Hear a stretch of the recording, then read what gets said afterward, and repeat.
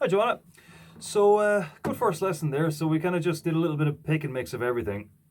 So you've got all the basic chords anyway, and I give you that sheet as well, just in case you're missing a couple. And there's a couple of little variations on the chords as well, the 7 chords and all that. So we'll be getting into more of that down the line. So just want to recap on some of the more specific things we did. So first of all, strumming wise, as we were saying, you generally want to go down, up, down, up, down, up. You want to have regular movement all the time. So that strum pattern that you were doing there, instead of doing it like that, it should be done like this.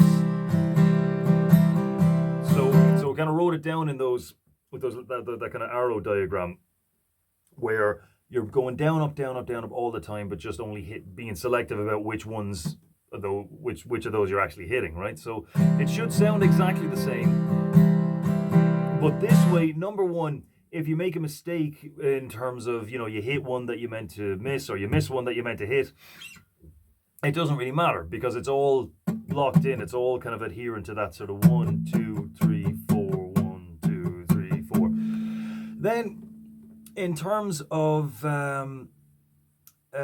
finger picking, a couple of different things, right? So you've already got a pattern that you have there. So just to add to that, something really simple is just bass note, and then first finger, second finger, third finger. Now you can go up here into the middle 4 strings,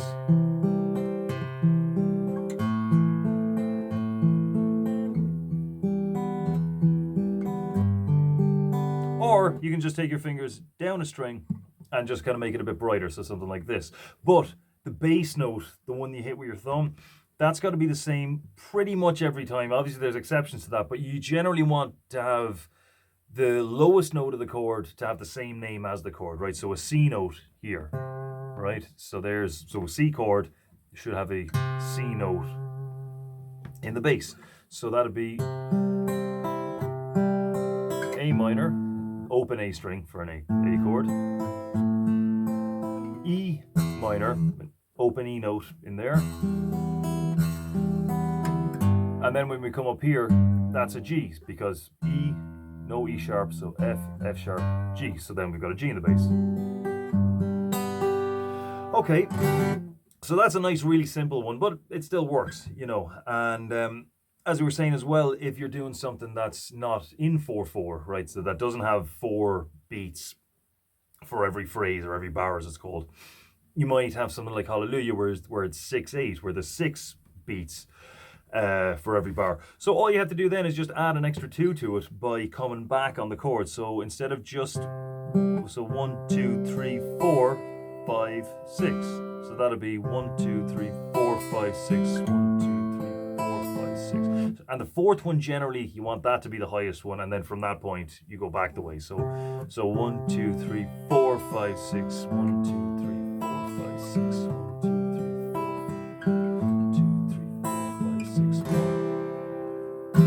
Now, we had a look at the Fleetwood Mac song as well, Landslide. So what that is we're going to capo up onto the 3rd fret, and then the chords were C. Now, I'm calling it a C, but really that's a C, C sharp, D, D sharp. So this is actually a D sharp chord, but we'll call it a C anyway, because physically that's what we're doing. Okay, so the picking pattern there was 5th string with your thumb, 3rd string with your middle finger, or any finger really, then 4th string with your thumb, and then 2nd string with preferably a different finger for your thumb, because generally with a different finger from the one you were doing the G string with, because generally you want to kind of spread the load out. You don't want 1 or 2 fingers doing all the work. It's always going to be a bit more efficient when you spread it out a bit. So that'd be, so maybe thumb, middle finger, thumb, 3rd finger. Now this chord here, what that really is just a G chord reduced down to that. So G/B, G with a B note in the bass. A minor 7, Okay, and then back up to that one, G with B in the bass.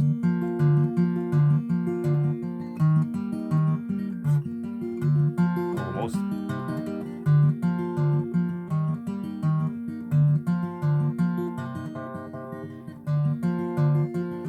Bit sloppy, but you get the idea.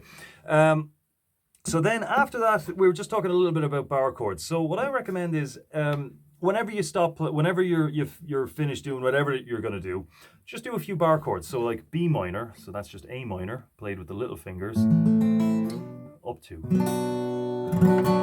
So try this one just as a little barre chord exercise, okay? So you're going B minor, then take the whole chord up a string and up a fret. That'll give you G major.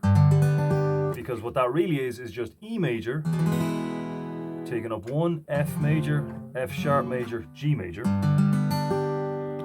F sharp major. So we're taking this whole thing down a string. So that'll be F sharp major. And what we want is, I think I said F sharp major. So what I meant is minor. So we'll make it a minor by getting rid of the middle finger.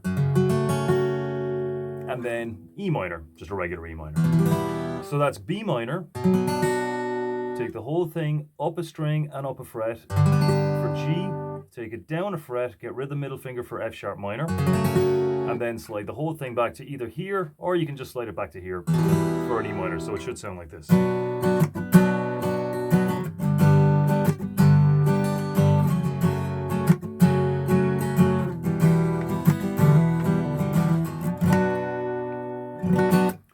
Okay, so I know that was a bit of a mishmash of everything, as I said, but later lessons will be a lot more focused on that. So see what you can put together with all of that, and we'll get into something a bit more specific there next time. All right, talk to you then.